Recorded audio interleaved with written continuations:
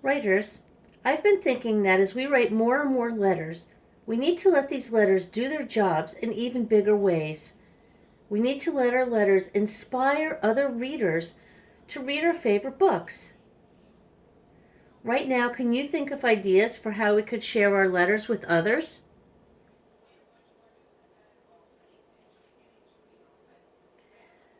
You can write even stronger letters by picturing your audience and then writing with that one person in mind. One way to do this is to think about whether your audience is a new reader or someone who has also read the book. Then you can write as if you were talking to that person. So today I want to teach you that writers write strong opinion letters by knowing the reader they're talking to. Let me show you this work. First, I need to think, am I writing to someone who already knows Ben or Pearl or the other characters? Like a friend or a reading partner who's read the book too?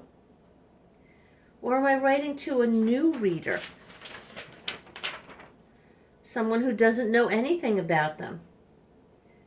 I'm going to write a letter to my friend Emily. I know she's read The Imaginary Veterinary many times.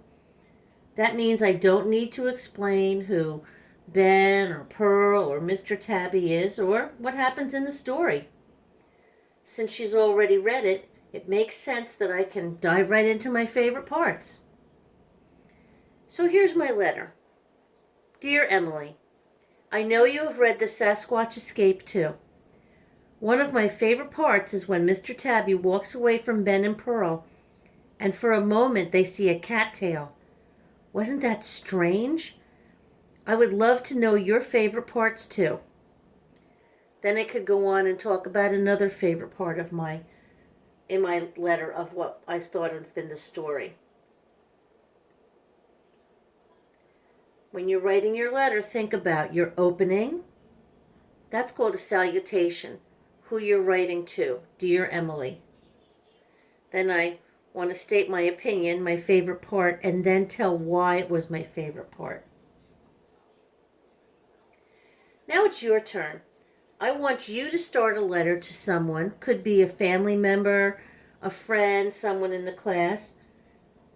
I want you to write to that friend and imagine that you want to tell them about the imaginary veterinary, but write it to someone who hasn't read it before. You'll have to think about that because you don't want to give away too much information because, of course, you want to convince them to read the book also. So today, when you write your letter, first think about who you're writing to, then decide if that person knows about the book or if they don't know about it. Then decide the type of writing you need to do based off of that person.